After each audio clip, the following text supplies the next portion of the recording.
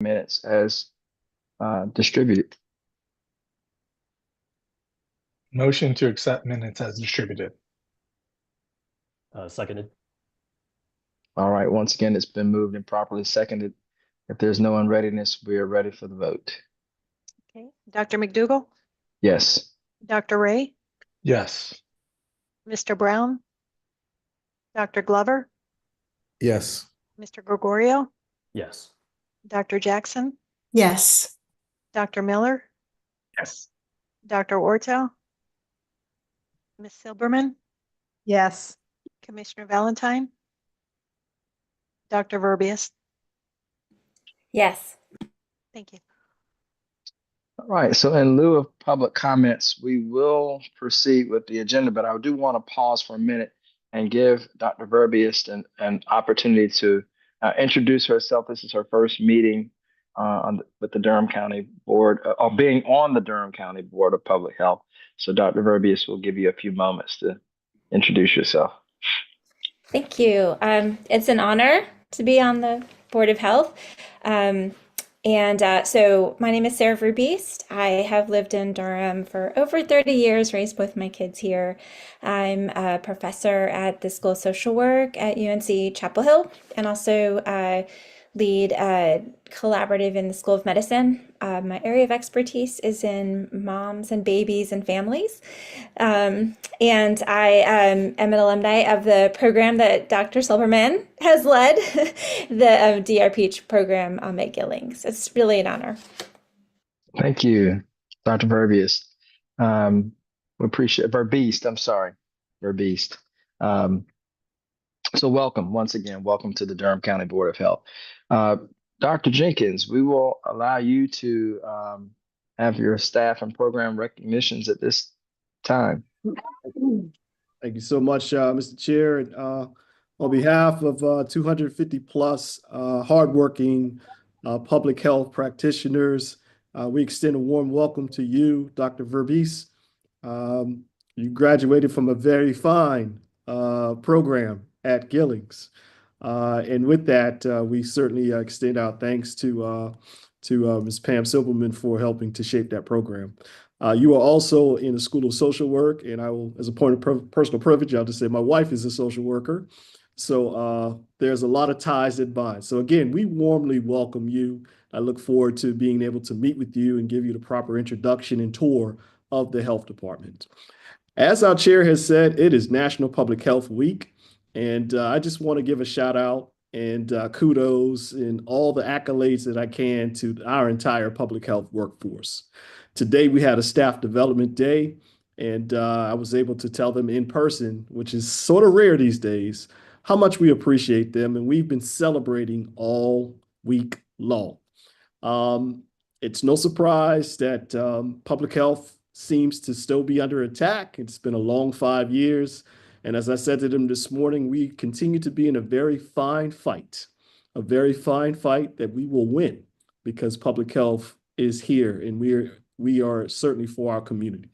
So with that, I remain in awe of their resilience and their expertise and their ability to continue to show up to do what we need to do to protect our communities. So again, just so grateful to the leadership of the public health department here at Durham, and most importantly to our employees. I could not ask to be the leader of a better group of people. That is all I have, Mr. Chair. Thank you, sir. And I will, on behalf of the board, echo your sentiments and thanks to the staff of the Durham County Board of Health, of Durham County Health Department. So we will let some of them have an opportunity to shine before us in just a few moments.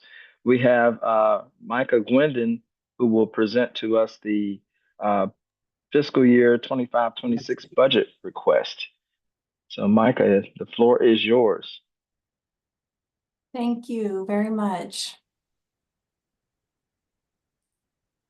Going to share my screen.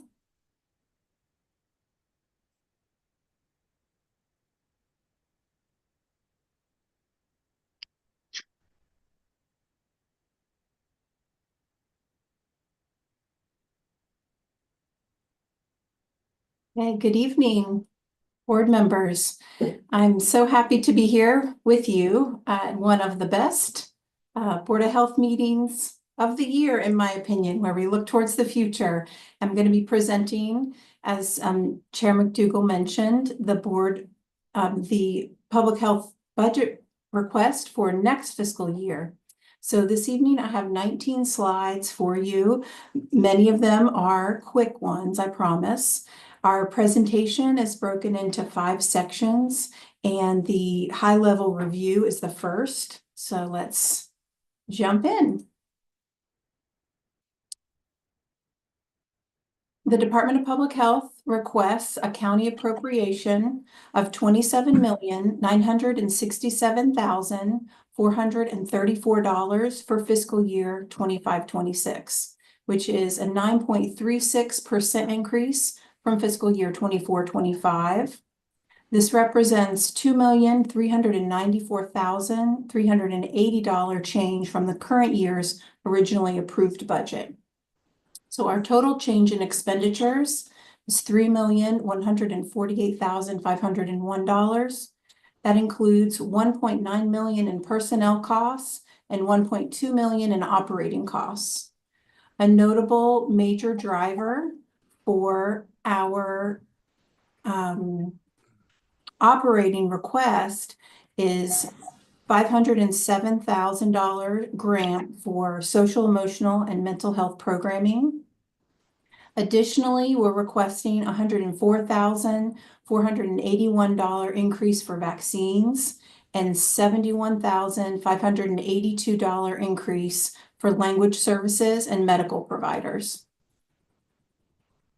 Our total change in revenue is $754,121. Notably, we're sunsetting 2 COVID-era grants this current fiscal year, as well as our grant from the National Association of County and City Health Officials. Our Medicaid revenue is expected to increase across most of our program areas next fiscal year, totaling a projected $526,439. I know I frequently mention to this group about how our contract services is one of our highest price line items in our general ledger. And that's true for many departments in the county. And that's prompting county finance to look at this line closely this budget year. So to that end, this slide shows an important perspective on our contract spending. So we have approximately $8.6 million budgeted in contract services this fiscal year. Our jail health contract vendor is WellPath, and that is by far our largest contract, totaling $5.2 million, or 62% of our contracted dollars. Of the remaining 3.3, about half of it is funded by grants and the other half is county funded. Of the county funded portion, there's a handful of county initiated projects that have been assigned to our department to administer. Our county management loves for us to share some current program highlights during our budget presentation. And I thought that this great board would also love to hear about some of that public health work. So I'm going to share 3 of those this evening. First, we're seeing an increased demand for immunizations, primarily from our refugee health program. So from July 1 to February, to the end of February, we've served 466 patients in our immunization clinic from the Refugee Health Program. So we have large families from Afghanistan, Pakistan, Honduras, El Salvador, etc., coming in all together. So for example, we may have a family of 7 that may need 40 vaccines in one particular day. So we would be using 40 vaccines for one appointment. And then the next day, we may have a family of 5 coming in and needing 20 vaccines. So that would kind of take up our whole supply for the whole week.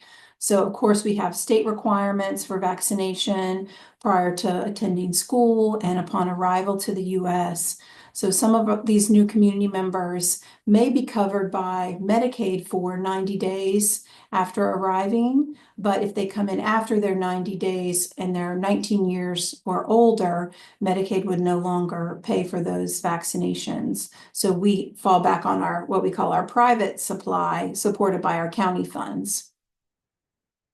So solutions that we've been implementing are using grant funds to buy more vaccines, using our inventory and our schedule to kind of control the demand so we don't run out in a given month, and also moving to a flat fee for certain vaccines. And I'm going to go in more in depth into that later in the presentation. We're also continuing to advance effort in our lab as we have in recent years. We are now making moves towards adding a new test to our lab. We'll be testing hemoglobin A1C, which can indicate the risk or presence of diabetes. This test is primarily used in our maternal health clinic as it indicates gestational diabetes at 28 weeks of pregnancy. So this would be a major improvement for our patients. They wouldn't have to drink the yucky drink and get their blood drawn, every hour for 3 or 4 hours, as is a commonplace practice. So until this point, we've been sending those tests out to LabCorp and paying LabCorp to run them for us. This year, we were able to use some grant funds to purchase an analyzer that's going to allow us to do that testing in-house. And so that's going to produce a cost savings for the department because we won't have to pay LabCorp. And additionally, about 99% of our maternal health patients are Medicaid recipients. And so we would now be able to bill Medicaid for that test and reap the benefits of that revenue. So it's important to point out to you all that it's pretty rare for a health department to have a lab at all, and ours is quite advanced and highly equipped with our Panther machine as well as now this analyzer. So we're very lucky and happy to be able to offer these services to patients and also to produce that additional revenue. In regards to our opioid settlement initiative, we shared these 4 areas of focus that you all heard from Jason Smith on at the last board meeting. So I'm going to just briefly touch on them here. The advisory committee is in the process of being formed with support from the Board of County Commissioners. And the goal is to have these board members appointed this month. As you know, we have Narcan being distributed in 3 places currently: the sheriff's office, the building lobby here at the health department, and also from our pharmacy. So here's some stats on those distribution numbers from this year. And lastly, we have some data enhancement efforts in regards to the opioid funds, as well as our community linkages to care program producing some great outcomes in this current fiscal year. This year, we have 3 spending requests for your consideration. Our priority 1 spending request is a 1 FTE revenue cycle analyst to join our medical billing unit.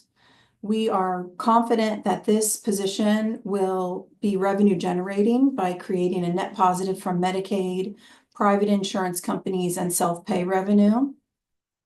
So a little background, the work of the medical billing unit has become increasingly complex these handful of recent years. A Medicaid expansion has given us increased patient pools, and it's brought the entrance of multiple prepaid health plans, or PHPs, where we used to only have 1 payer. Also, the marketplace is now flooded with various private insurance companies that are requesting to contract with public health. So doing so, contracting with various folks would allow us to have an increase of revenue.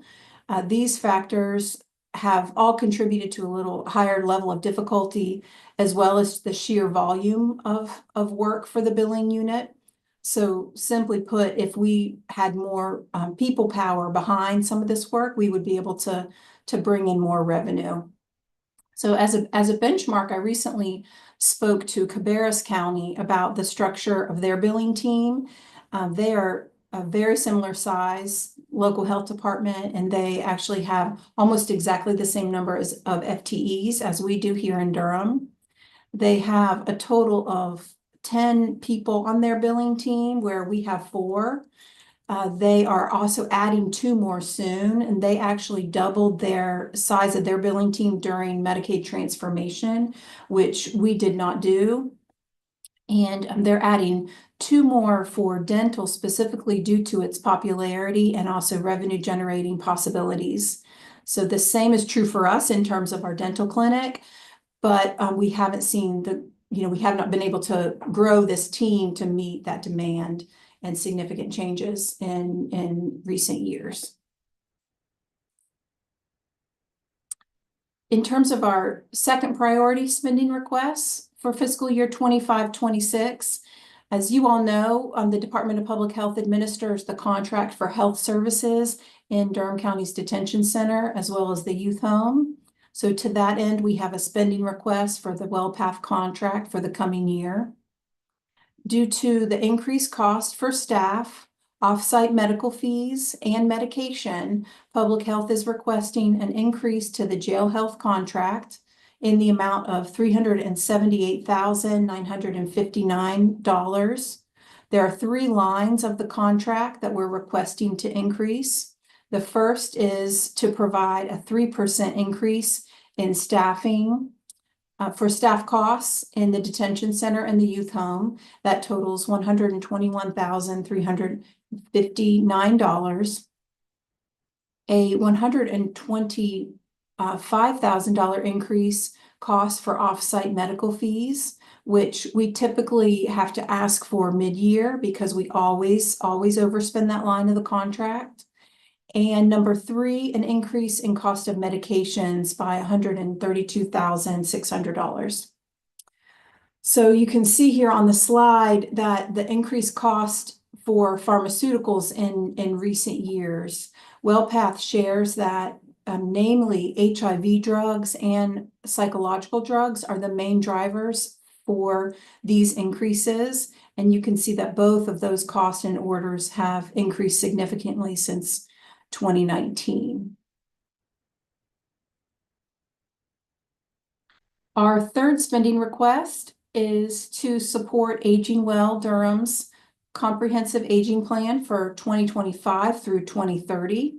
The comprehensive aging plan is an initiative of the Board of County Commissioners, and it was given to Public Health to administer that contract in fiscal year 23-24.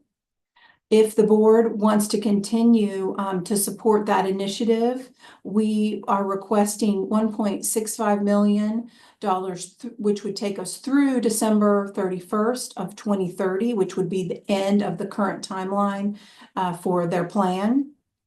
And the amount, although the amount per fiscal year would be $300,000, and that's been the amount for in recent years as well. Next, I want to briefly discuss our requested fee changes. Our requested budget includes 278 fee changes of our 668 total fees. These are recommended by our department's fee and coding team. 85 of them are dental fees that will be increased to 80% of the 2024 National Dental Services Advisory Study, with a geographic multiplier added for Durham County. Last year, you may remember we increased those to 60%, so we're incrementally increasing those dental fees as recommended by our state partners. Another 65 fees are proposed to change, minor adjustments from vendors and the Center for Medicaid and Medicare. We would also like to implement non-sliding fees for 15 of our vaccinations, including RSV, rabies, hepatitis B, COVID, etc. Most other health departments do that, and it would also be a bit of a revenue generator for the department. This chart is a little bit different from the links in the agenda because yesterday we realized we also needed to add fees for lactation consultant services that we're going to be offering in the coming year. So our new total fiscal impact is projected to be an increase of $117,856. Finally, I want to just touch on some additional issues that the department is facing at the moment. So it would be perhaps the understatement of a National Public Health Week to say that these are uncertain times in public health. So we've been responding to changes coming from the federal government each week. It feels like our North Carolina Department of Public Health is meeting several times per week to digest the new information and provide guidance for us. To date, we've had 2 grants that have been cut by 10% for next fiscal year. And there has been a stop work order on 2 of our other grants. So nonetheless, this field and this staff, as you all know, in very recent history have faced other unprecedented times in public health. And under Dr. Jenkins' focused and steady leadership, our plan is to continue to do the work that we love and know how to do. So we are staying focused on what we can control. We're looking critically at improvements to our revenue cycle. We are coming up with creative solutions. Some improvements are, as I mentioned, examining our fees and increasing where we're able, exploring debt set-off as a new source of revenue generation and debt write-off as a cost-saving measure. We're requesting 1 additional billing team member so we can contract with more payers, improve our credentialing, and improve timeliness and accuracy of our billing. Lastly, and very importantly, this requested budget reflects significant revenue increase based on current trends. So we're projecting a $592,995 revenue increase over our fiscal year 24-25 revenue budget. And you can see the sources for that here, namely Medicaid, as I mentioned.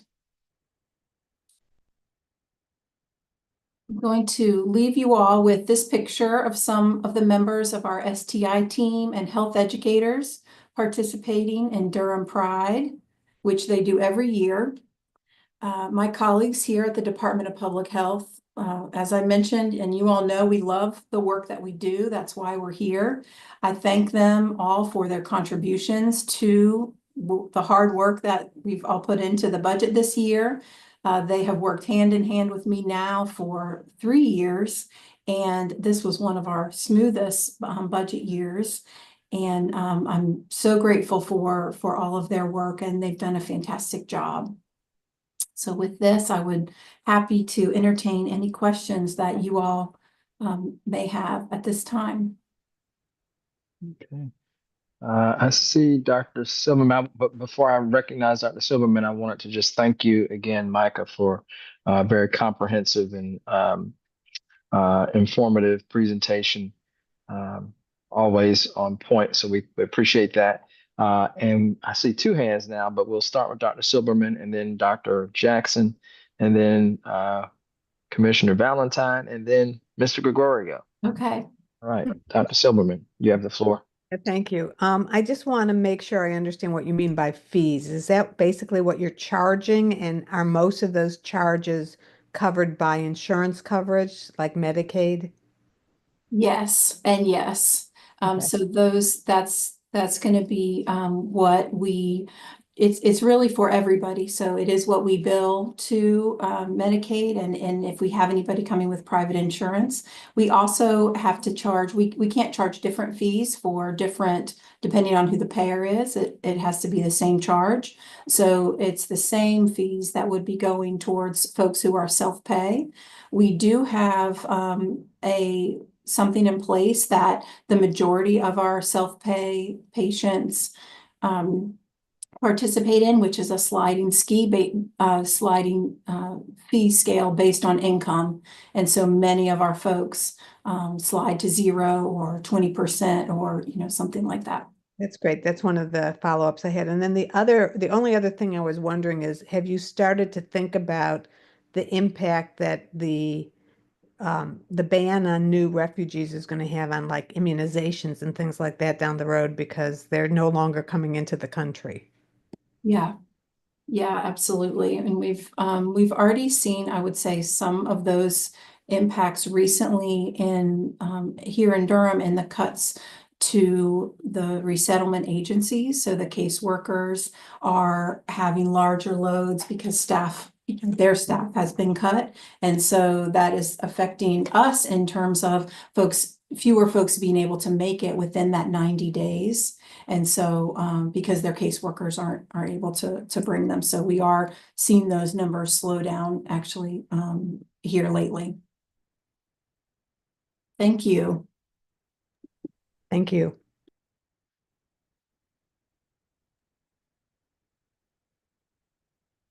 Mike, I think Dr. Jackson was next. Okay. Thank Sorry, I you. thought I unmuted. Yep, Dr. Jackson, go ahead. Thank you so much, Micah, for that comprehensive and concise presentation. I wanted to ask, in your experiences in collaborating with the folks at Cabarrus County and their increasing staff in the billing and revenue cycle departments, have they indicated how much revenue they've been able to kind of recover and how much of an improvement that has been for them with the increase in staff members? That's a great question. They didn't share exact numbers. We were kind of talking mostly about sort of organizational structure and how their staff are, but they did indicate that they're seeing, that they have been able to essentially, what they did really was during that time of Medicaid transformation, that's when they really sort of adjusted to knowing that there were going to be more payers out there. And so I've actually spoken to a handful of counties about how, they've structured their billing team as we've been kind of looking at how we want to possibly make some changes here in our department. But so they didn't give me an exact number, but they did indicate, yes, we're definitely seeing an increase. And, essentially like the more we're able to, the more payers we're able to work with, the better and quicker our credentialing happens. We're able to just kind of respond timely with that better, and that just leads to more revenue production. Sorry. You're welcome. Thank you, Commissioner Valentine. Yes, good evening. And before I ask my questions, I'd just like to say that it was an honor this week to present the proclamation recognizing Public Health Week. And so that was one of the highlights of my week. And so thank you for that privilege. WellPath. Ms. Micah, thank you for your presentation, very comprehensive this evening. Help me understand the contracted services through WellPath and how that's funded. Mm-hmm. Sure. So the WellPath contract sits within public health's budget, although it's, of course it takes place in the jail. And so we kind of collaborate with the sheriff's department on that. There's, essentially WellPath is the vendor, is the private company that administers the health services in the jail and in the detention center. And so Durham County contracts with that entity as that's their specialty. And there are, it's a fairly complex contract, but essentially, we're paying for their staff members to provide health services in our jails here in our jail and our youth home here in Durham County. So does any of the funding actually come out of the sheriff's budget? Not for this particular contract. Right. Commissioner Valentine, if I may, I would just add that since I've been here as public health director, this has been something that has been assigned to public health for many years. It is different because it is not necessarily public health per se, but correctional health care. We do it with a smile, but as you all know, the sheriff has definitely built his infrastructure to where he could possibly do it himself, to include an attorney and the request for a medical director.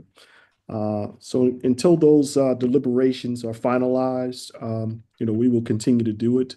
But it's certainly something that has been tasked to public health for many, many years. Thank you. That's helpful.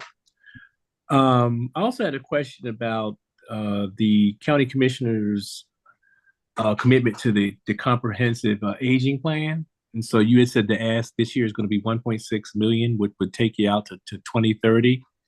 Any particular reason why the ask is upfront that way?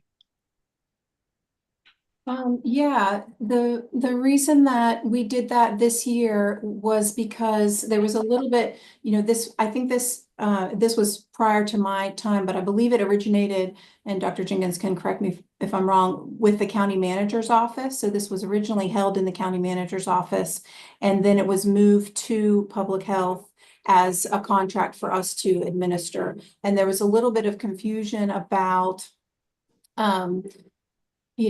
because their plans are 5-year plans. So they had a 2020 to 2025, and then I guess 25 to 30 is their new plan. And so it's rather than figuring out every year who, what county finance asked us last year, county budget, was to put this in as a new spending request. That's how they wanted us to reflect it to them. For us, it's like, this isn't really a public health project. We're doing this sort of, we're administering the contract on behalf of the Board of County Commissioners, and we're happy to do that.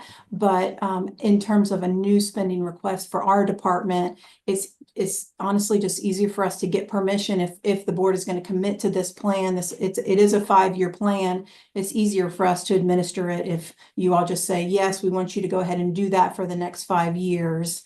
And then we can, kind of just have the permission to do that and don't have to every year come back and say, okay, do you still want us to do it? Do you still want us to do it? That kind of thing. Thank you. That context is helpful because I'm always looking for ways to give the county a little bit more flexibility. So, but that was very helpful. And let me just say that any way that I can be of help as we sort of muffle our way through the opioid settlement situation, because I believe that Dr. Jenkins, your outfit is pre-positioned to receive some of those funds, for the benefit of our residents here in Durham County. So any way that I can help in that regard, please don't hesitate. We'll do it. Thank you, Micah. I enjoyed your presentation. Thank you. Thank you, Commissioner Valentine. Mr. Gregorio, we'll recognize you at this time. Thank you. And a lot of my questions have already been answered, especially for WellPath. Thank you, Mr. Valentine. Finance Director, Ms. Crendon, thank you so much for the great presentation. Always my favorite time of the year as well. Just had a quick question, if you don't mind just going to pay or the slide 13, also for the pharmacy costs. I just wanted your thoughts for, as you can see, there were at least two significant increases from 23 to 24, and then 20 to 21, a little over 40% and 50% respectively. Is this a case where is it volume based, or are there more residents, I suppose, or is it a case where the mix has changed? I'm just kind of curious about the sudden increases in the year-over-year costs.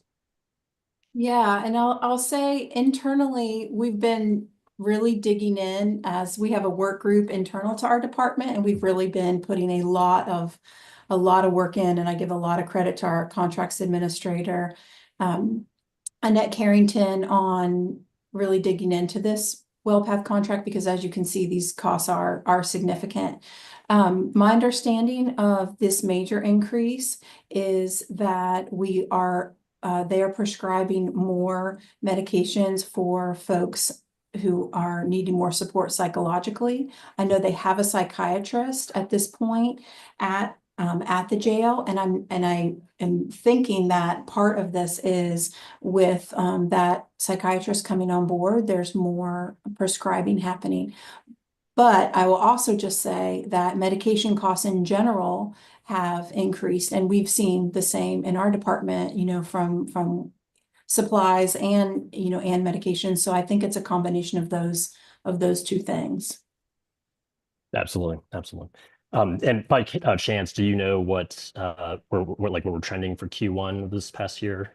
Feel free to follow up. I'm just kind of curious to see, potentially what the cost would be this year. In I'm sorry, terms for of, Q1 25, excuse me. in terms of medications. Yes, ma'am. Mhm. Yeah, and I don't have the number exactly off the top of my head, but I will say that the contract administrator and myself last week found money within our budget that we're going to reallocate for that, because we know they're going to overspend. We know they're going to overspend. We could based on the trend, and we actually were able to locate about $300,000 that we're going to reallocate to this, which we think will get us through this year. Their billing on this to us is several months behind.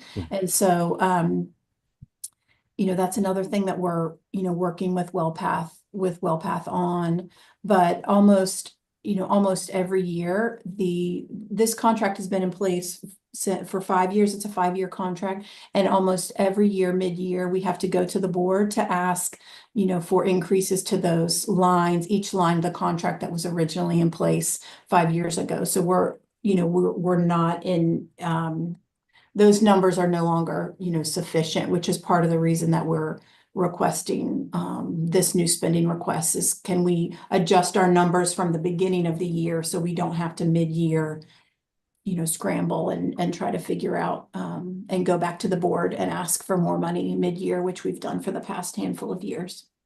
Gotcha. Thank you so much. I'm somewhat familiar with WellPath's, I guess, most recent use as a vendor. So something to really consider in terms of contracting. So I appreciate it. Absolutely. And I'll just mention, go ahead, Dr. Jenkins. I just want to reiterate to this great board that this is something that we do with a smile. Just really want to give Alec, kudos to Micah Gwendon and Annette Carrington. It's not easy to have to consistently come up with for this.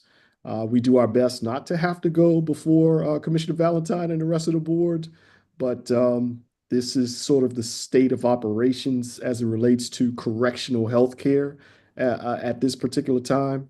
But I just wanted to really kind of reemphasize that point that, we want to do public health, and we know that, Sheriff Burkhead and his staff, they have the infrastructure to do it, but it is an arduous task at best. Absolutely. Thank you very much. Thank you. Thank you. Again, a great presentation, a lot of great questions as well. Do we have any other questions from Micah before we entertain a motion to accept the budget presented for next year? Any other questions? All right. Well, point of order too, in the motion that we're hopefully about to entertain, do we need to include the fee changes? There's a fairly lengthy presentation of the fee increases. Do we need to include that, or is that just wrapped into the budget approval? It's all, you can vote on the whole thing. Perfect. It's included. Yes. Thank you so much. Yeah, absolutely. So I'm not seeing any hands raised, so I will entertain a motion at this time for acceptance of the presented budget request for 2025-26 fiscal year 25-26. I so move. This is Pam. Thank you. Seconded. And so it's been moved by Dr. Silberman and seconded by Mr. Gregorio. Do we have any questions, any debate? All right, seeing no hands, we are ready for the question, Donna. Okay, Dr. McDougall, Yes. Dr. Ray, Yes. Mr. Brown, Dr. Glover, Yes. Mr. Gregorio, Yes. Dr. Jackson, Yes. Dr. Miller, Yes. Dr. Orto, Yes. Ms. Silberman, Yes. Commissioner Valentine, Yes. Dr. Verbest. Yes. Thank you. All right, very good. Thank you, everyone. So our next presentation for this evening is respiratory infections and measles update with Dr. Jenks. Thank you, Chair McDougall. Yes, sir. I'm going to share as soon as I'm given permission.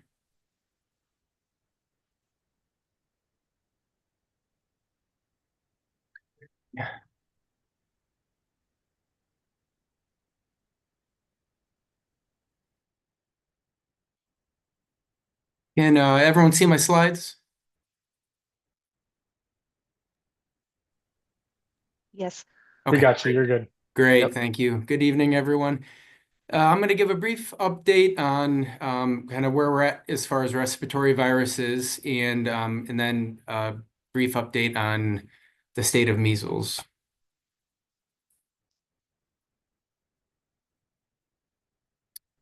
So this is a screenshot from the North Carolina Department of Health and Human Services respiratory virus website. You can see here on the kind of the right of the figure, currently respiratory viruses are either downtrending or stable, flat. Just breaking them apart a little bit. Here you can see the flu virus, and these are for patients who have been tested at public health epidemiologist hospitals within the public health epidemiologist network. And you can see here, flu virus peaked around the beginning of February and has come down. It has been a very bad flu season. So as of a few days ago, we've had 484 flu deaths statewide, including 5 children. And this is the worst flu season in many years. So the last kind of bad flu season was the 2017-2018 flu season where 391 North Carolinians died, and we've surpassed that amount. So been a bad flu season, but we're certainly on the other end of it. So this is RSV detected within this hospital network, and you can see RSV usually peaks earlier than flu and COVID. So this peaked around December and has come down to pretty much non-seasonal flu levels or RSV levels. And then COVID-19, you can see the kind of the winter bump here that began in December and has been really rather flat. We are probably on the other end of that, and I'll give you a little bit more evidence of that in the coming slides. But you can see the winter bump was not nearly as bad this season as the summer bump. So it's been a rather mild COVID season. Now this is. There are some caveats to this. The data that we have in terms of COVID-19 surveillance, as we've talked about before, is not as robust as it used to be. So, we're relying much more when it comes to testing on patients who are tested in the emergency department or in hospitals with the PCR test. Most of the testing outside of those settings are done with the kind of the rapid at-home tests, and we're not able to capture those. So these are emergency department visits for COVID-19 like illness. The red line is this COVID season. So you can see compared to the prior 2 COVID-19 seasons, levels have been pretty low over the winter and appear to be on the decline statewide. As far as hospital admissions for COVID-19, again, you can see an increase in December to overall hospital admissions. slight increase with ICU admissions. Hospital admissions are overall, pretty flat to declining. In the past 2 weeks in Durham County, we've had about 7 admissions to the hospital for COVID-19. About half of those are to the ICU, and all have been discharged. And then wastewater surveillance data. So you can see here from the North Durham site, levels are declining. And similarly to the South Durham site, they're declining. So RSV season's, well over. Flu season is almost over, and we're probably on the far side of COVID-19 as well for the season. Now transitioning to measles. So you can see here, this is pulled from the CDC website. Data is updated as of April 4th. So you can see for 2025, there have been 607 total measles cases. When I first put this slide deck together last week, I updated all these slides yesterday, but a week ago, there were under 500 measles cases across the US. So just in a week, we've added over 100 measles cases. You can see age distribution-wise, 72% of measles cases are in individuals 19 years old or younger, and 97% are in individuals either unvaccinated or of unknown vaccine status. Now, that's a little bit perhaps misleading. The vast majority of those people are unvaccinated. It would be more helpful if the CDC would kind of break down the difference between unvaccinated and unknown vaccine status. But I think suffice to say that the majority of those individuals are unvaccinated. About 12% of individuals that have gotten measles have been hospitalized, and the mortality the number of deaths in the media has been widely reported as 3. So the CDC hasn't quite updated their website yet, but it's been reported in the media that there have been 2 measles-related deaths in unvaccinated children in Texas, and then another death in an unvaccinated adult in New Mexico. So 3 deaths in total over the year. And this lines up pretty well with kind of what we would expect. So, on average, you expect around 3 deaths per 100,000 people infected with measles who are unvaccinated. And so, if anything, we've seen, slightly more deaths than we would expect. Here you can see, just looking at kind of a 3-year picture. So 2023 was a pretty mild measles season.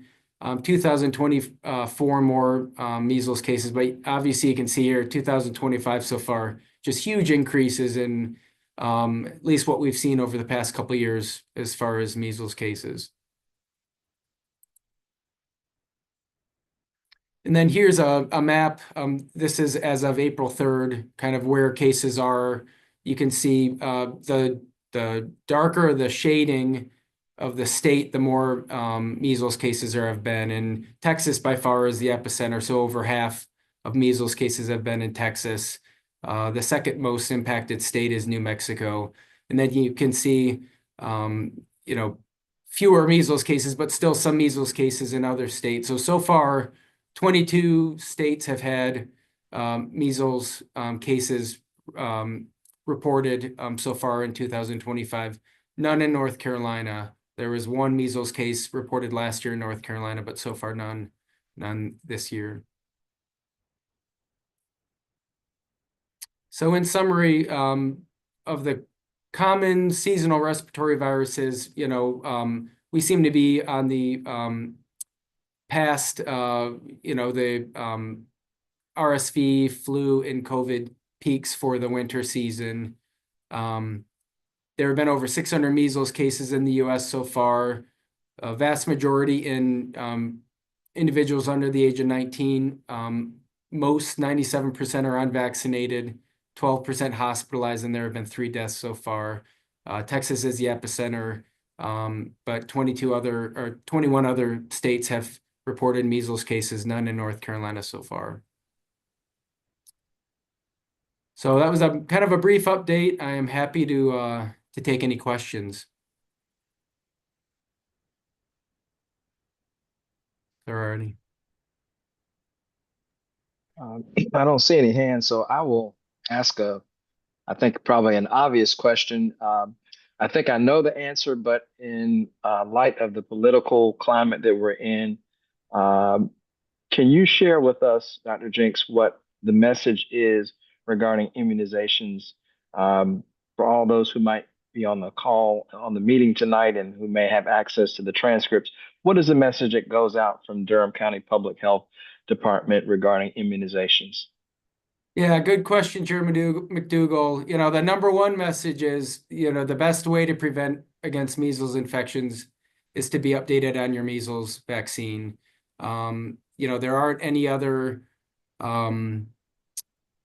great ways to prevent measles infection, you know, other than getting your vaccine and avoiding people with measles. So, you know, vitamins, supplements, those are not effective preventative measures against measles.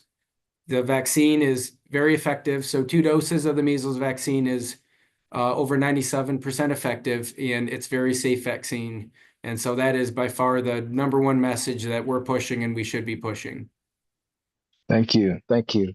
I do see 2 hands now. Dr. Jackson, recognize you, and Dr. Ray, you'll be next. Thank you. Thank you, Dr. Jenks, for that presentation. I do have 2 questions, and they may be fairly brief. The first question is regarding COVID-19 reporting and how we will kind of approach that in the future. One thing that I have noticed as a clinician is that we've had fewer people coming in for testing due to the decreasing severity of illness for the major kind of part of the population who's, you know, young and healthy. And they haven't really been coming in for testing. And those who do test may test at home. I know that wastewater monitoring of COVID-19 is kind of a nice safeguard that we have to kind of look at numbers as a whole. Do you anticipate that we will continue to do that in light of people just not really coming in?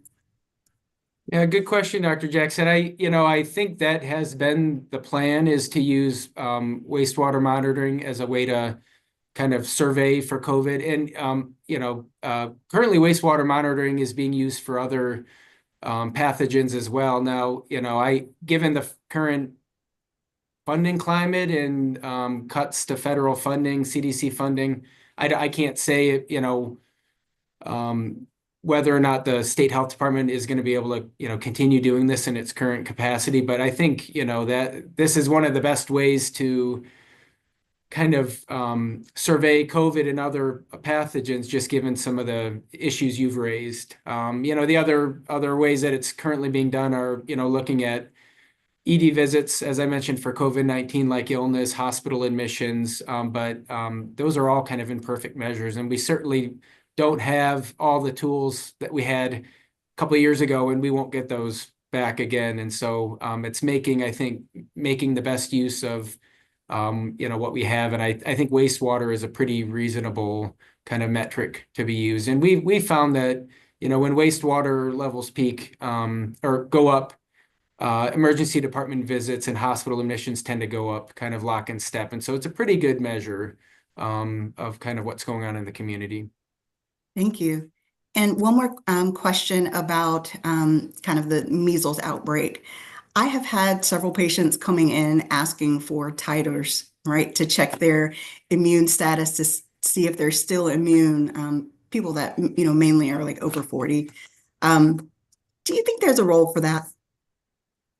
I think certainly like healthcare workers, it's people that are more likely to be exposed to measles. I think, there's definitely a place for that. I think, if there's any doubt, and you're able to, either getting a titer or just giving a booster, I think is reasonable. The booster is probably a little bit cheaper and it's not going to hurt. So, people that may be in a situation like I am, where I was born in 1979, probably got only one dose of the MMR. One dose of the MMR is 93% or so effective. And, I feel pretty comfortable in that. But, for someone else that, maybe at a higher risk, to check a titer or just give them a booster or another dose, I think is reasonable. Good questions. Thank you. Dr. Ray, go ahead and recognize you. Yeah, thank you, Dr. Jenks. First of all, 1979 is a great year to have been born. This isn't more of a question, it's more of compliment. I think the department's done a fantastic job in social media messaging around being very clear about vaccination. I would just love to see the department continue to do that consistently. And then the one concern I've had is, just thinking this is probably going to come, it's going to spread throughout the country. So it's probably going to come here eventually. Are we doing enough to educate both providers and the lay public about what measles looks like, to understand it, so people can understand if their child or themselves start showing symptoms? Because most people have, even healthcare workers, have not seen a live measles case. So I just wanted to get your opinion on that. Yeah, well, kudos to Alicia Smith, our PIO. Just last week, she put together a great infographic about a lot of what you just mentioned, how effective the measles vaccines are and kind of what symptoms to watch out for. And so I think, hopefully medical providers are, brushing up if they have to, go back to what they were taught in medical school or nursing school, kind of what the common symptoms are, what the rash looks like. But I think, we've done a pretty good job, and, compliments to Alicia Smith for kind of really getting the messaging out on social media. But yeah, we got to continue to do it, continue to, saturate social media as much as we possibly can. And Dr. Ray, I'll just add that, again, I echo those kudos to our PIO, Dr. Alicia Smith. One woman army when it comes to social media. She is all over the place. She did indicate that she's going to finish some additional social media graphics that will have pictures of measles. So our larger audience can see it. So again, we are grateful to her. I just also want to add to this illustrious board that we have begun our preparations in earnest here at the Department of Public Health under the leadership of our Director of Nursing, Kiki Rayner, and CD Program Manager, Chanel Little. From simulations to just really receiving information from the state to identify those particular schools that may need a little bit more attention. So you'll begin to see a lot more traction in the weeks to come. Great. Yeah, that was going to be my follow-up question was, is there a role for the school nursing program to really be part of our surveillance system here? So it sounds like you guys are already ahead of that. Thank you very much. Yes, sir. Awesome. Thank you so much. Any other questions or comments? All right, seeing none. Thanks again, Dr. Jenks, for a great presentation. Anytime. Yes, sir. We'll move forward with our next presentation for this meeting, or next two, Lead in City Parks update, as well as the state EPI LHC Durham Parks update by Mr. Salter. Hey, good evening. Good evening. See if I can get this to present.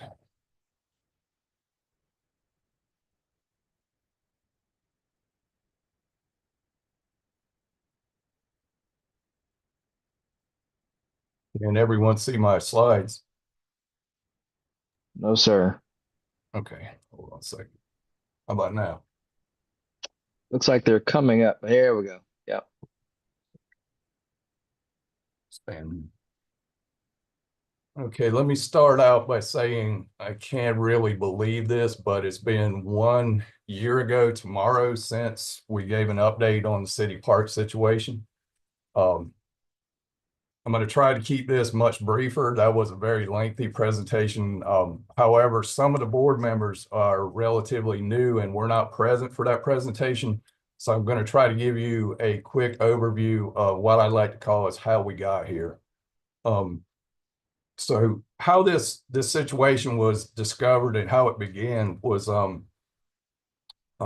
was a grad student from Duke's Environmental School, Nicholas School of the Environment, who was doing some research and discovered some newspaper articles, I believe from back in the 1930s, that had some maps of old incinerator sites that were put in place back around the turn of the century here in Durham. And those incinerator sites had been turned into city parks.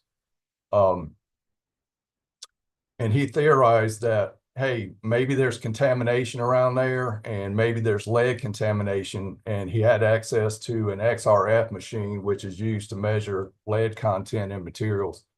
And he went out, pulled some samples, analyzed those samples, and sure enough, some of those samples came back high for lead. At that time, the threshold level for lead in an area that is frequented by children was 400 milligrams per kilogram, or like what we use in environmental health, we more commonly use parts per million. That report ended up being submitted to the city. The city folks didn't really know what to do. They were kind of caught off guard by it. They reached out to us at Public Health. We sat in on some meetings with them and said, hey, are you guys aware of DHHS, their group that is called Environmental Epidemiology and Occupational Health? They have some expertise in this area, and they are more than happy to step in most cases and give some guidance. So we reached out to those folks at State Epi. They came to the next meeting that we had, and lo and behold, when they heard what was going on, one of their folks said, hey, I know somebody over at DEQ that has some Superfund monies, and he manages programs that deal with things like this all the time. And let's bring him in and let him listen to what's going on and see what he has to say. And so DEQ came to the next meeting that we had. He listened. The manager, the program manager there was, his name is Bill Hunnicky. Bill listened to everything. He said, let me take a step back, go back and consult with my folks, and I'll get back to you. We might have a program that we can bring this problem under. And sure enough, he came back and said, yes, we can bring this in under the pre-regulatory landfill program that I manage. And we'll help guide you through this, and we may have some funding that can be used to help remediate this. And I'm sorry I didn't advance the slide. That's so why do we really care about lead in the parks? A lot of folks on this board already are aware of the damage that lead can do to children. It's not as significant issue when it comes to adults. But children under the age of 6 can be really impacted by lead exposures.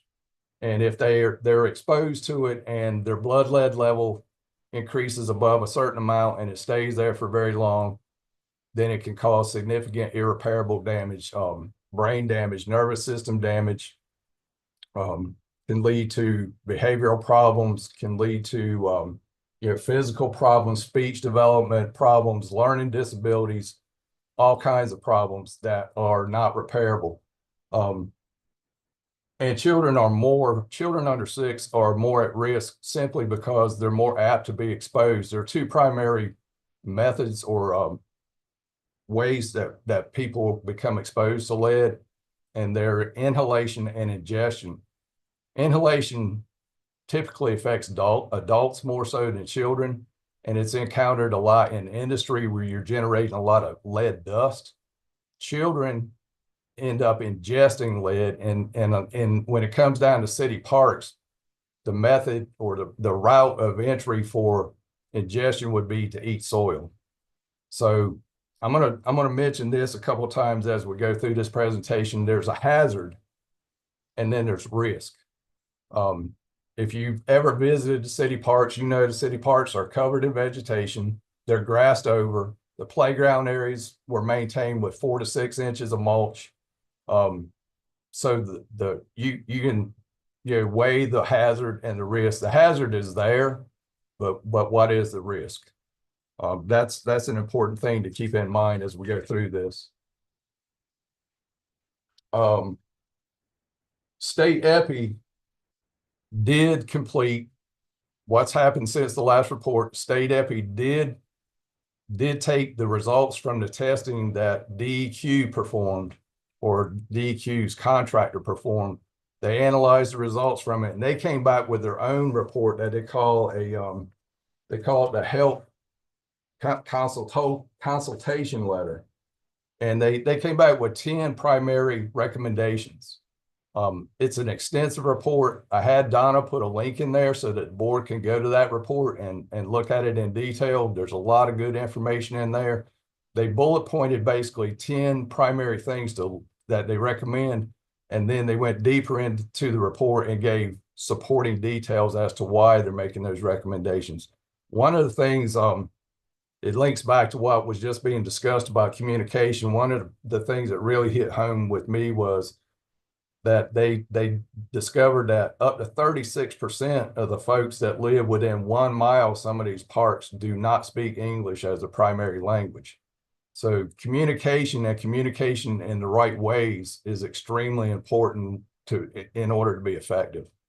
That was one of the biggest things that hit home with me when it comes to this. But that was DEQ or State EPI's report. And that's their step out of it as far as what's going on inside the parks.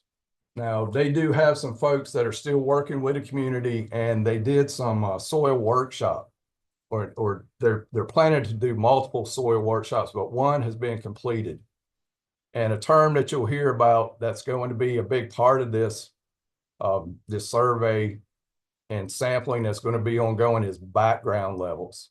So whenever you pull a program in under DEQ's pre-regulatory landfill program, there's predetermined parameters and steps and procedures that you have to take. And those don't just include lead, but when they start sampling, they do everything inside the boundaries of the site, or in this case, the parks. And then if they find high levels of contamination along those boundaries, they're required to actually start looking outside. And that's where this background comes in. Everything that you do inside is what you're focusing on, but then all of a sudden now you got to go and look at background levels. So that's where we are now. And in support of that, this is separate from what DEQ is doing, but State EPI stepped in and started working with NC State's, I believe it's their Department of Crop and Soil Sciences, and some folks from NC Central.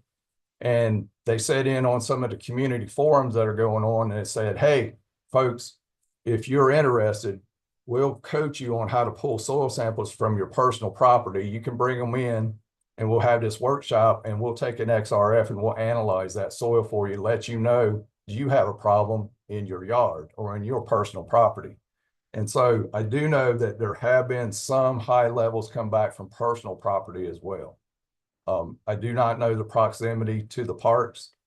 That's private information, but there are more of these workshops that are being planned for for the future. What is the city doing? The city is doing a great job. I have to commend them. They've got a website, and if I encourage anyone who's really interested in this to go visit that website. They got a bunch of good links on there. They got the project background.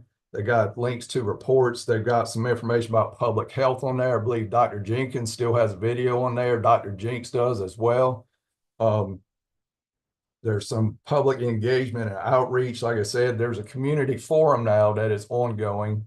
I'm going to start trying to sit in on some of those. Those start during normal work hours, so I can't do it all the time, but I'm going to try to sit in on those. I do sit on the Environmental Affairs Board, and sometimes this pops up and I'm able to help out, in answering some of the questions that come up during that. But the city does understand that transparency is key to communication with the community. When the city got hit with this, it just hit them out of the blue. They had no idea, but there was a lot of, there was a lot of animosity. Dr. Jenkins can really relate to this. He and I and a couple other folks were at one of the original or the early community meetings that was held down at City Hall, and it was not pretty. There was a lot of upset people.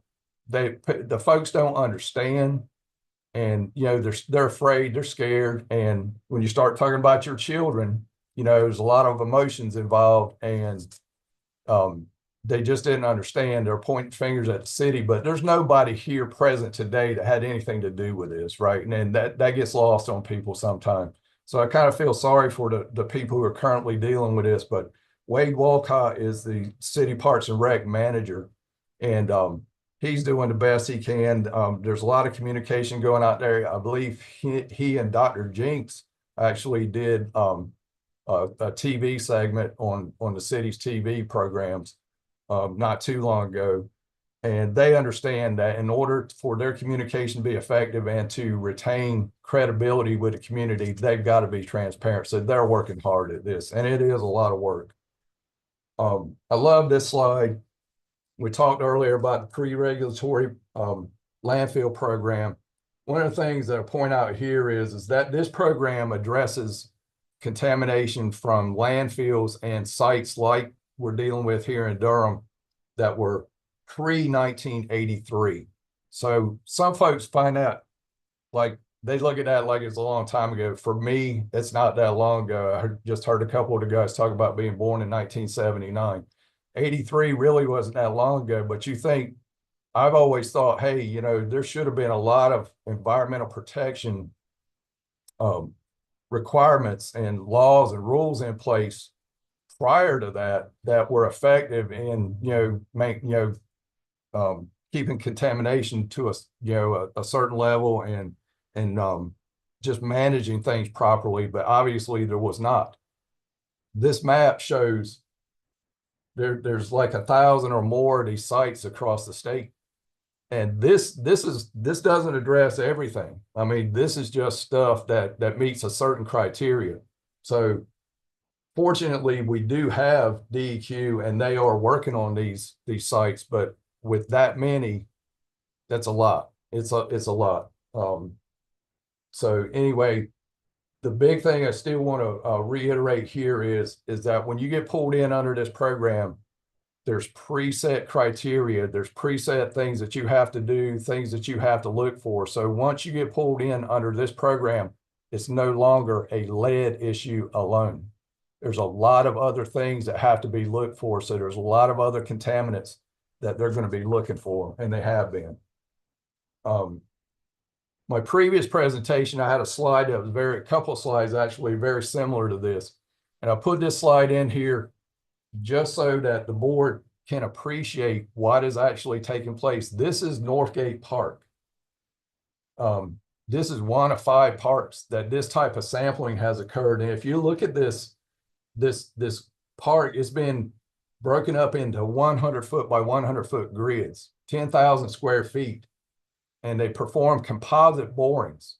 So they go to the center of each one of these grids, and they pull a center bore sample, and then they go 25 feet out to each corner and they pull 4 more. They mix those together, send them back to the lab, and they analyze them. Well, you say, well, that doesn't pinpoint what was in that grid, but you look at how many grids there are, how many samples that they pulled. That is, doing what they do is a much more efficient way to determine areas that have contamination, right? It's much more cheaper to do it that way. It's much quicker. And if they find high levels and they want to go back into an area that they identified with a lot of contamination, they can take more samples, but this is how they do it. And it's impressive to me how much work has gone into this.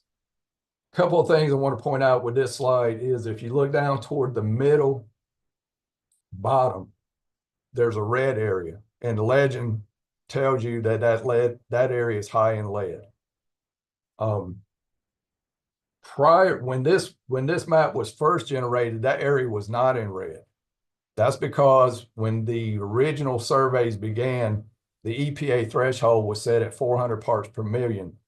A year ago, January 2024, the EPA stepped in and cut that threshold in half. So some of the areas that had originally been deemed as not contaminated or not high for lead now had to be relabeled as high as lead.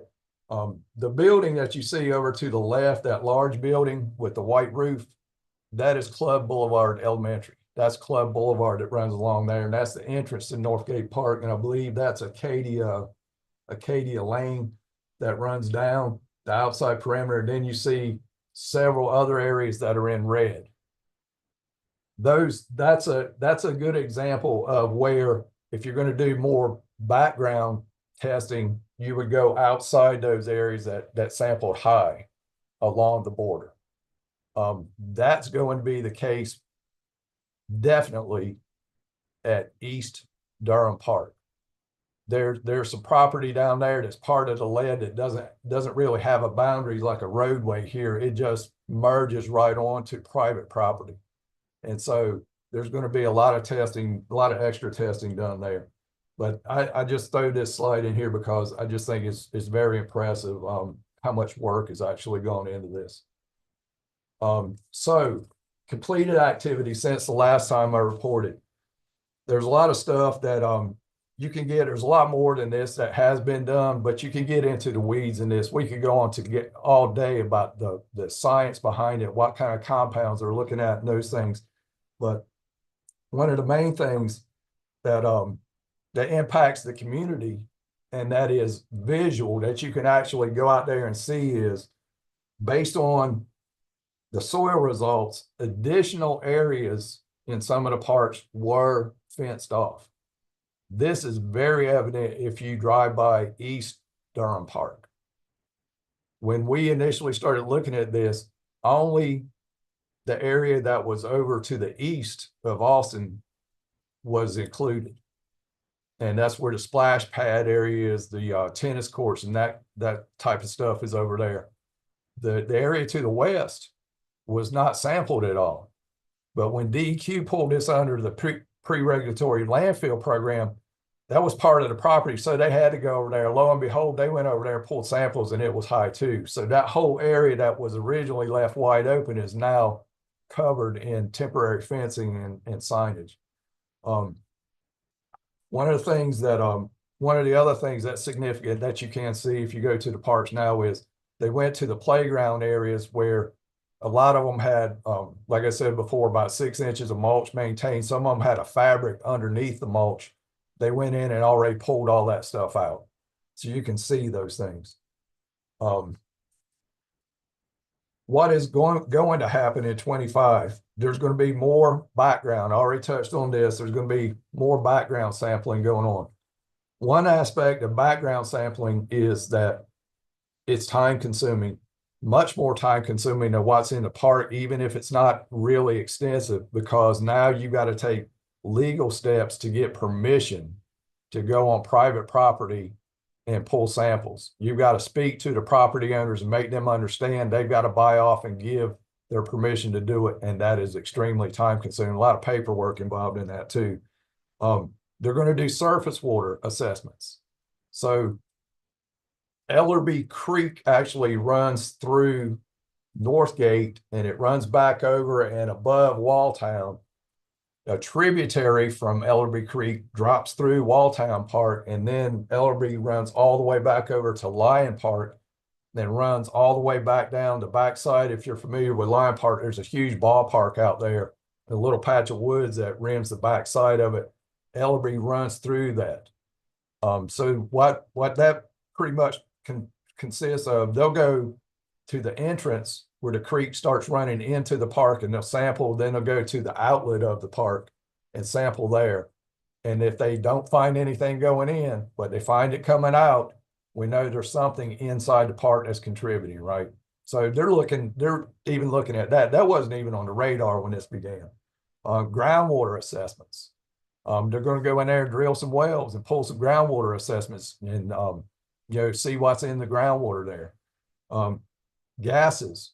There's a lot of VOCs and different types of gases that are associated with landfills. They have to test for those because that's part of this program. Methane is a real common one. So you may or may not find it because this was a landfill site or an incinerator site, but they still have to test for it. So once that is all done, they'll release their report and recommendations. You heard me refer to all these other contaminants that they have to sample for. There is one positive aspect of that I'd like to mention is, even if you find a lot of these other contaminants that you weren't really intending to look for because we were really concerned about lead, what you do to remediate lead will also take care of a lot of those. I'm not going to say that it will take care of everything, but it will take care of a lot of the other contamination, not just lead. So that's a positive aspect of this. There is one other thing that I'm going to leave this board as I wrap this up to ponder. And I've yet to have anybody, I've had this discussion with several people, and with Wayne Spoot, the state toxicologist, and a couple of folks from DEQ, and we all just kind of like, so what are you going to do if these background samples come back high? Where does that leave us? That's something to think about. I don't have the answer because now you have background sampling that's going on via DEQ, but you also have these soil workshops where people are going onto their private property and bringing soil samples in and having those analyzed. What do you do if they come back high? It's potentially some of those samples could come back higher than what's in the parks. So I'm going to leave it at that. I'm going to wrap it up. I know I went pretty quickly. Hopefully I addressed what the board was looking for on this update. I'm open to any questions that you might have.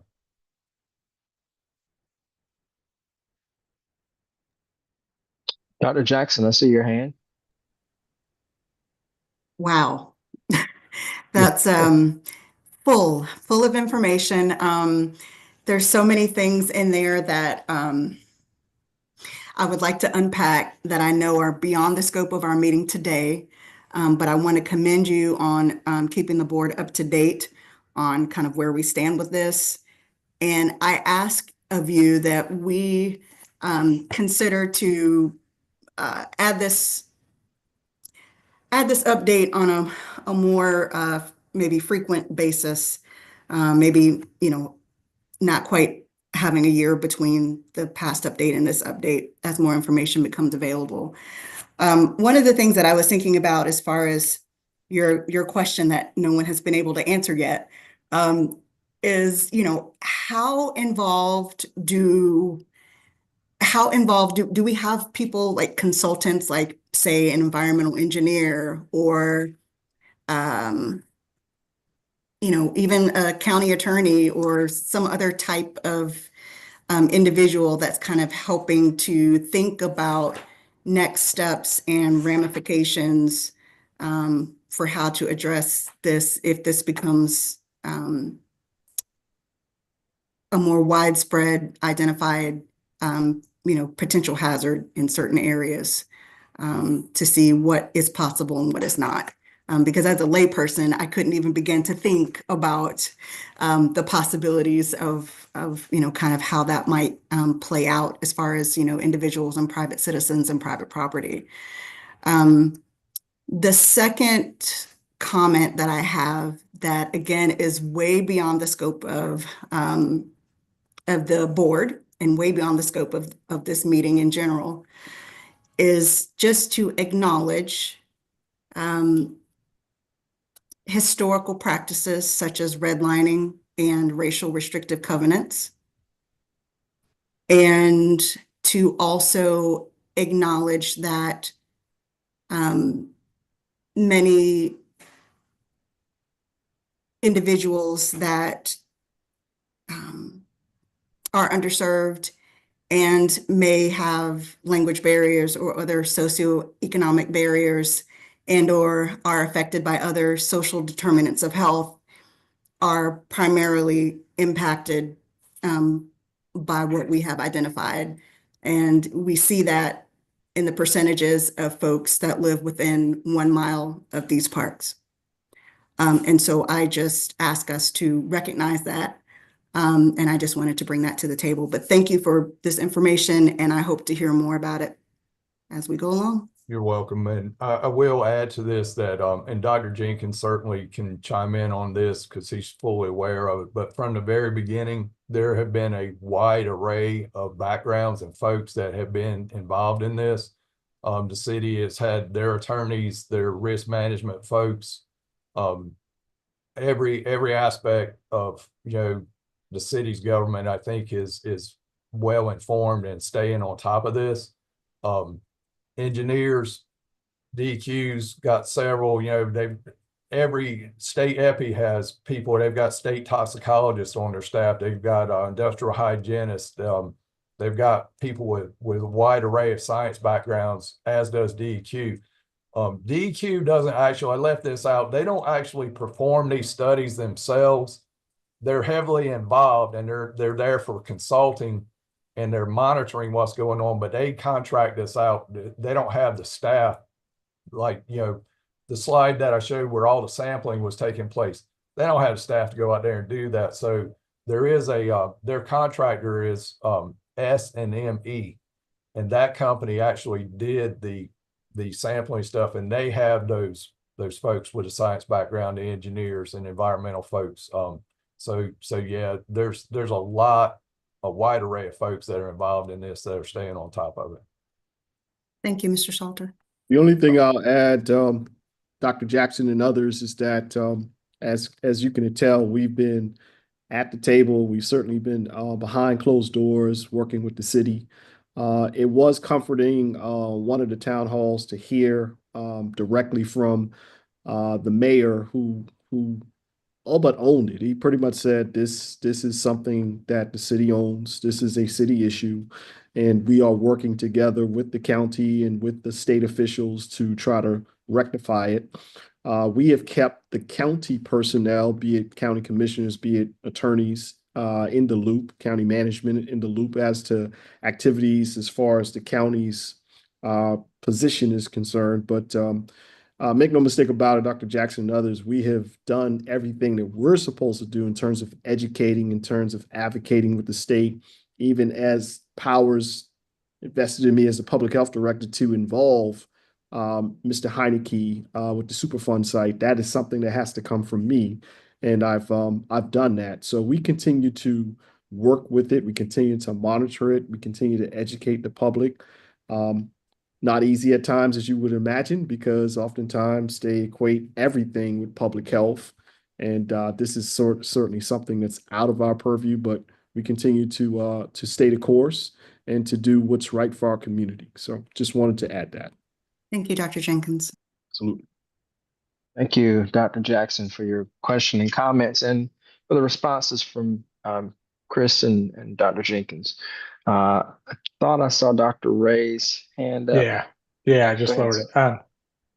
Just a quick follow. Well, it might not be a quick follow-up question, but where my head's going when I so appreciate the background, Mr. Salter. This is just such great, dense information. As I've been thinking about this, I've been trying to figure out about the scope of the investigation and the scope of the response, and how has it been determined that these, say, 5 parks are the ones that are in question? And who determines how wide the scope gets? Should it be expanded to all city parks? Is there a concern about similar issues, say, on the land of our public schools? Like, I guess my question is, who who makes the decision of how wide the scope is that we focus on for determining where these issues exist? Well, I probably didn't do a great job in the beginning of explaining, how these particular parts became the. I remember the Duke study, and that led to this. Is that sort of where the scope has been focused to date? And that's how it became focused on these parks. But Lion Park, and the student didn't go to Lion Park, and I don't remember exactly why. There's so much information, and there's been so much going on. He didn't go. I think he was aware that there was an incinerator site at Lion Park, but he didn't go to Lion Park. But it was a documented fact that we knew that Lion Park was also an incinerator site. Northgate Park was not an incinerator site. However, Walltown is just down the road, right? And it was. And there was some documentation that indicated that some of the ash, the incinerator ash, when you burn things in incinerators, eventually there's ash that accumulates, and everything doesn't burn completely up. There's some rubble left in there. And there were some low spots in Northgate Park, and they took that ash over there and used it as fuel. And that's how Northgate became contaminated. But that is the focus. But going back to the background, we're just looking at, if you got high levels all the way up to the boundary, we're going to go outside and look at the background levels. One thing that I didn't mention about background levels is, and this is included if you do take a look at State EPI's occupational health, their report, they'll explain in there that when you sample background levels, you can't really ever say that can be attributed to the incinerators. It could be from other sources. It could be naturally occurring. There was also, I mentioned this in my previous report, tetraethyl lead was used in gasoline for decades, and that deposited lead in places. You can see that in studies that have been done close to gas stations along roadsides. You'll find high levels of lead along roadsides everywhere because of tetraethyl lead. So you can't necessarily say.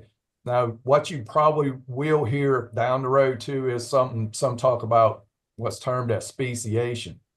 And speciation of lead, that's something that could be talked about for days on end. It is very deep into what happens to lead when it is exposed to other compounds, and it's exposed to things that are in soil. And that relates back to bioavailability. So some species of lead can't be uptaken by living organisms very easily, and it's not as much of a concern. And at first, when I started thinking about that, I was like, well, if we got a species of lead that's not bioavailable, it's not too much to worry about maybe. But then if it has an affinity to some other compound that is bioavailable and it attaches, and now you get it in your system anyway, it's like, well, I don't know. There's so many things to think about with this. Yeah. But that is an important aspect of, you can't really attribute, if background levels come back high, you can't definitively say it was attributed to the incinerator. And that's where I'm at. I have no idea how to address that, and how far do you go and what do you do if you find that? Okay, good. Thanks. I had forgotten the details of that connection to the incinerator site, so that was very helpful. Thank you very much. You're welcome. All right. Any further questions or comments?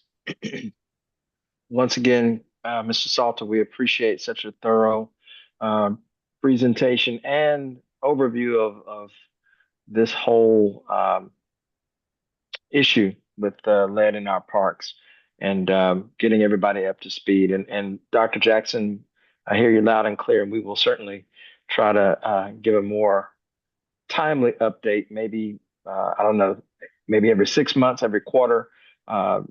We can get some guidance from our director as to how quickly we do that, recycle the updates. But we'll move on if there are no more questions regarding the lead update.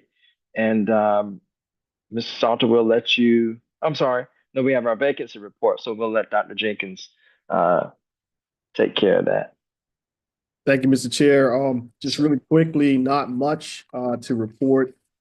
We did have somewhat of a bounce from the 12% to the 13% as a result in one additional net resignation.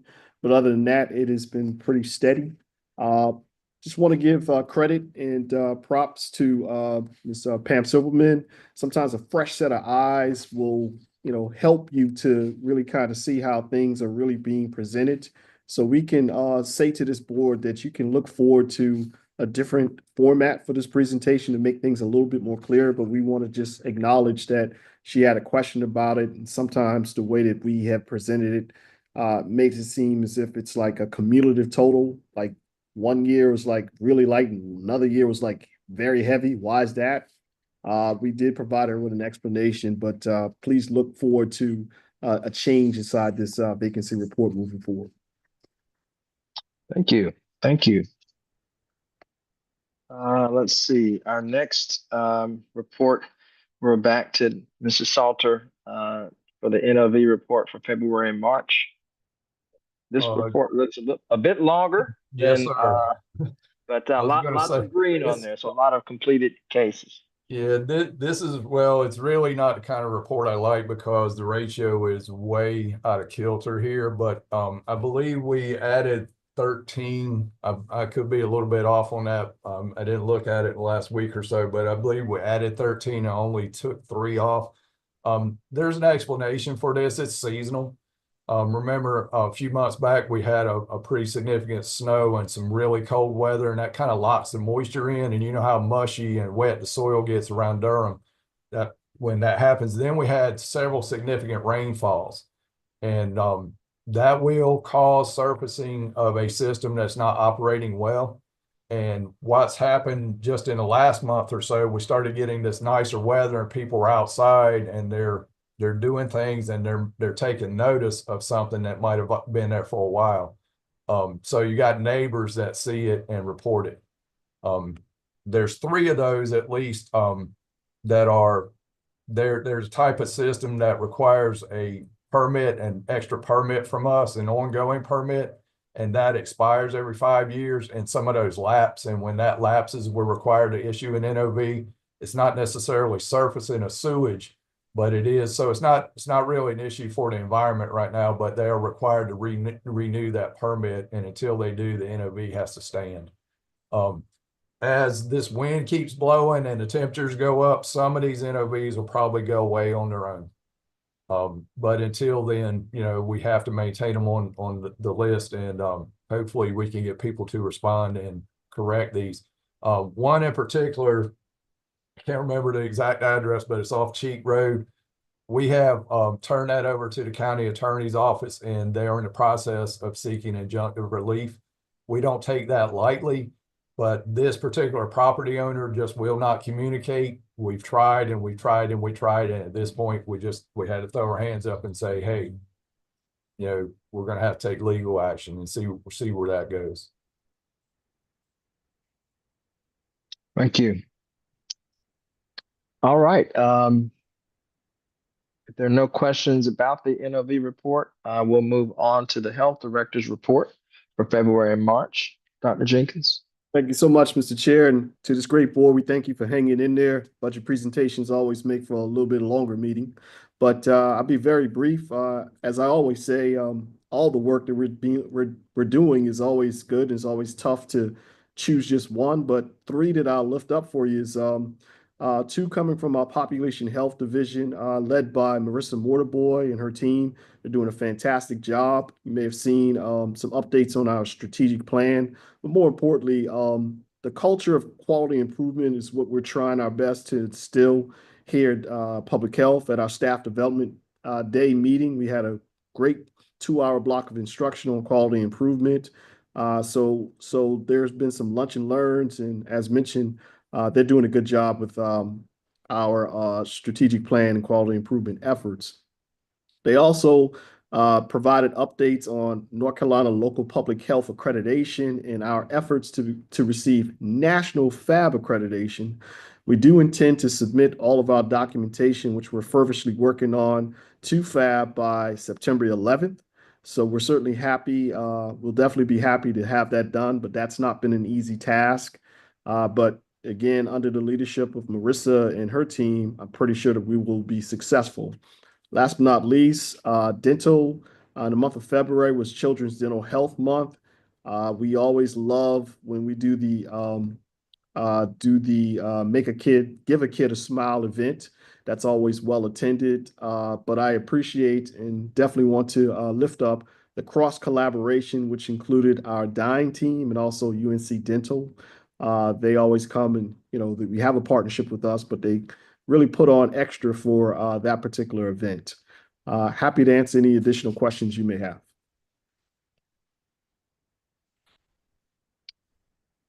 Dr. Jenkins, I don't see any hands, so I think we're don't have any questions this evening, but we certainly appreciate that very thorough report that you provided for us.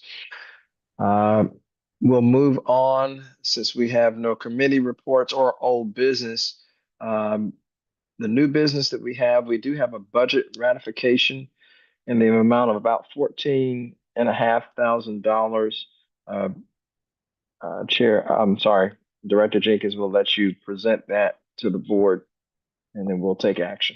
Yes, sir. Board is requested to approve budget ordinance to recognize $14,475 from the North Carolina Department of Health and Human Services, Division of Public Health, Local and Community Support Section, Local Infrastructure and Workforce Support Unit. The funds will be used and provided through CDC, awarded to us to DPH to us to support core infrastructure improvements to include capabilities and data infrastructure. Mr. Chair, that's all we have for your consideration. Very good. Does anyone have any questions about the ratification, the budget ratification presented?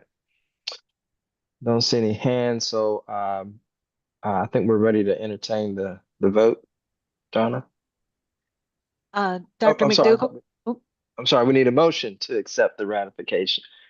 Motion to accept. Second. All right, it's been moved and properly seconded. Now we're ready for the vote. Donna, I'm sorry. That's okay. Dr. McDougall, Yes. Dr. Ray, Yes. Mr. Brown, Dr. Glover, Yes. Mr. Gregorio, Yes. Dr. Jackson, Yes. Dr. Miller, Yes. Dr. Ordo, Yes. Ms. Silberman, Yes. Commissioner Valentine,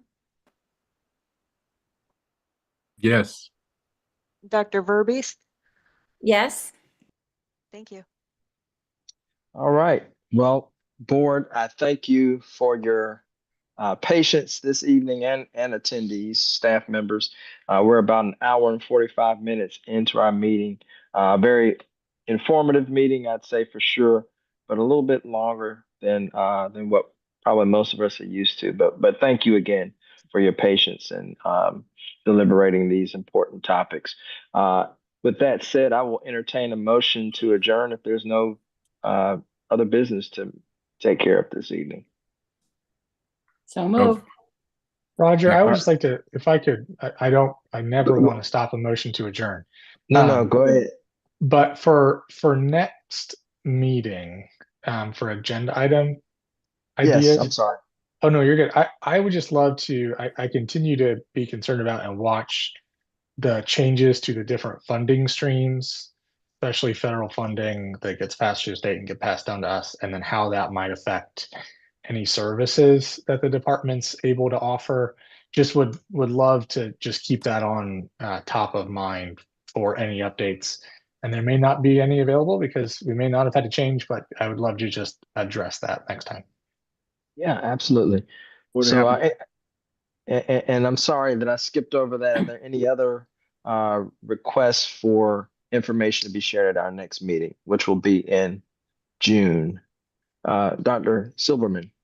Yeah, this is not a request for June, but it is a request for sometime in the fall. I would love to have an in-person meeting because I find it will be easier for me to actually get to know the other board members if we meet in person rather than by Zoom. So I don't know that we have to move to always in person, but I would love to have at least one in-person meeting a year. All right. More than happy to make that happen, Ms. Pam. More than happy to make it happen. No problem. And it doesn't have to be over the summer because I know people have summer plans, but I thought sometime in the fall might be a good time when we're all back in town. Awesome. All right. Well, we have a motion on the floor that has been seconded. If there is no other debate or dialogue, I think we're ready for that vote. Donna? Okay, Dr. McDougall, Yes. Dr. Ray, Yes. Mr. Brown, Dr. Glover, Yes. Mr. Gregorio, Yes. Dr. Jackson, Yes. Dr. Miller, Yes. Dr. Ordo, Yes. Ms. Silberman, Yes. Commissioner Valentine, Yes. Dr. Verbeest. Yes. Thank you. Thank you, everyone, for your patience and understanding. Great meeting, though. Great meeting. We'll see you all in June. Bye. Much. Thanks, so much. everyone. Take care.